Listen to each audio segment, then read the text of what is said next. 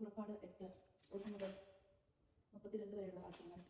തവളകൾ വ്യാപിക്കുന്നു. കർത്താവ് മോശയോട് അരുളിച്ചെയ്തു, ഫറവോയുടെ അടുക്കൽ ചെന്ന് പറയുക, കർത്താവ് കൽപ്പിക്കുന്നു, എന്നെ ആരാധിക്കാനായി എന്റെ ജനത്തെ വിട്ടയക്കുക. അവരെ വിട്ടയക്കാൻ നീ വിസമ്മതിച്ചാൽ തവളകളെ അയച്ച് ഞാൻ നിന്റെ രാജ്യത്തെ പീഡിപ്പിക്കും. നദിയിൽ തവളകൾ പെരുകും. നിന്റെ മന്ദിരത്തിലും ശയനമുറിയിലും കിടക്കയിലും നിന്റെ സേവകരുടെ ജനങ്ങളുടെ ഭവനങ്ങളിലും അടുപ്പിലും മാവ് കുഴയ്ക്കുന്ന പാത്രങ്ങളിലും അവ കയറിപ്പറ്റും.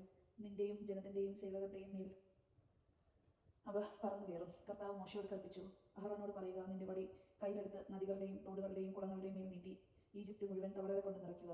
അഹറോൻ ഈജിപ്തിലെ ജലാശയങ്ങളുടെ മേൽ കൈനീട്ടി തവളകളെ കൊണ്ട് ഈജിപ്റ്റ് ദേശം മുഴുവൻ നിറച്ചു. മന്ത്രവാദികളും തങ്ങളുടെ മാന്ത്രിക വിദ്യയാൽ ഈജിപ്തിലേക്ക് തവളകളെ വരുത്തി.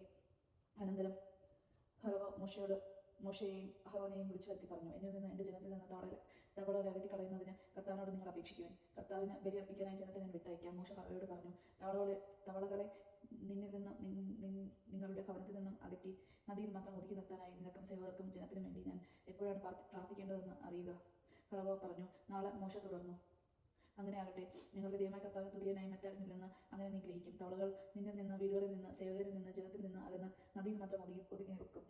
മോശയും അഹറോനും ഫറവോയുടെ അടുത്ത് നിന്ന് പോയി തവളകളെ കുറിച്ച് താൻ ഫറവോനോട് പറഞ്ഞതുപോലെ മോശ കർത്താവിനോട് അപേക്ഷിച്ചു. മോശ അപേക്ഷിച്ചതുപോലെ കർത്താവ് പ്രവർത്തിച്ചു. വീടുകളിലും അങ്കണത്തിലും വയലുകളിലും ഉണ്ടായിരുന്ന തവളകൾ ചത്തൊടുങ്ങി. അവർ അവയെ വലിയ കൂനകളാക്കി കൂട്ടി നാട്ടിൽ ദുർഗന്ധം വ്യാപിച്ചു. സൗര്യം ലഭിച്ചെന്ന് കണ്ടപ്പോൾ കർത്താവ് പറഞ്ഞതുപോലെ ഫറവോയുടെ ഹൃദയം കഠിനമായി. അവൻ അവരുടെ വാക്ക് ശ്രദ്ധിച്ചില്ല. പെയിൻ പെരുകുന്നു. കർത്താവ് മോശയോട് പറഞ്ഞു, നീ അഹറോനോട് പറയുക, നിന്റെ വടി കൊണ്ട് നിലത്തെ പുഴയിൽ അടിക്കുക, അപ്പോൾ അത് പെയിനായി തീരും, ഈജിപ്തിന് മുഴുവൻ വ്യാപിക്കും. അവൻ അപ്രകാരം ചെയ്തു. അഹറോൻ വടിയെടുത്ത് കൈനീട്ടി നിലത്തെ പൂഴിയിൽ അടിച്ചു. ഉടനെ മനുഷ്യരുടെയും മൃഗങ്ങളുടെയും മേൽ പെയിൻ നിറഞ്ഞു. ഈജിപ്തിലെ പൂഴി മുഴുവൻ പെയിനായി തീർന്നു. മന്ത്രവാദികളും തങ്ങളുടെ മാന്ത്രിക വിദ്യയാൽ പെയിൻ പുറപ്പെടുവിക്കാൻ ശ്രമിച്ചു, എന്നാൽ സാധിച്ചില്ല. മനുഷ്യരുടെയും മൃഗങ്ങളുടെയും മേൽ പെയിൻ നിറഞ്ഞു നിന്നു. അപ്പോൾ മന്ത്രവാദികൾ ഫറവോയോട് പറഞ്ഞു, ഇവിടെ ദൈവകരം പ്രവർത്തിക്കുന്നു.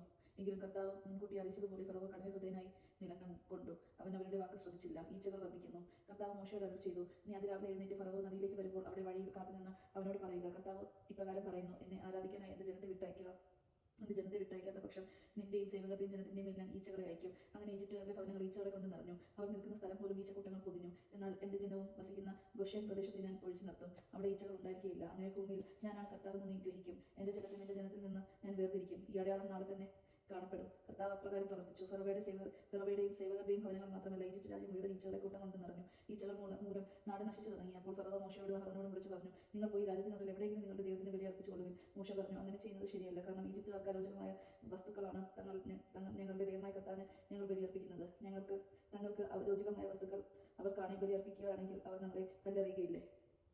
കർത്താവിന്റെ കൽപ്പന അനുസരിച്ച് ഞങ്ങൾ 3 ദിവസത്തെ യാത്ര ചെയ്ത് മരുഭൂമിയിൽ വെച്ച് ഞങ്ങളുടെ ദൈവമായ കർത്താവിനെ ബലിയർപ്പിക്കട്ടെ. അപ്പോൾ ഫറവോ പറഞ്ഞു, നിങ്ങളുടെ ദൈവമായ കർത്താവിനെ മരുഭൂമിയിൽ ബലിയർപ്പിക്കാൻ ഞാൻ നിങ്ങളെ വിട്ടയക്കാം. എന്നാൽ നിങ്ങൾ വളരെ അകലെ പോകരുത്. എനിക്ക് വേണ്ടി നിങ്ങൾ പ്രാർത്ഥിക്കുകയും വേണം. മോശ ഫറവോയോട് പറഞ്ഞു, ഞാൻ ഉടനെ നിന്നെ വിട്ടു പോവുകയാണ്. ഫറവോയിൽ നിന്ന്, സേവകരിൽ നിന്ന്, ജനത്തിൽ നിന്ന് ഈച്ചകൾ നാളെ തന്നെ അകന്നു പോകുമെന്ന് ഞാൻ കർത്താവിനോട് പ്രാർത്ഥിക്കും. കർത്താവിന് ബലിയർപ്പിക്കുവാൻ വേണ്ടി ജനങ്ങളെ വിട്ടയക്കാതെ വീണ്ടും വഞ്ചനാപരമായി പെരുമാറാതിരുന്നാൽ മതി. മോശ ഫറവോയുടെ അടുക്കൽ പോയി കർത്താവിനോട് പ്രാർത്ഥിച്ചു. കർത്താവ് മോശയുടെ അപേക്ഷ അനുസരിച്ച് പ്രവർത്തിച്ചു. ഫറവോയിൽ നിന്ന്, സേവകരിൽ നിന്ന്, ജനത്തിൽ നിന്ന് ഈച്ചകളെ അകറ്റി.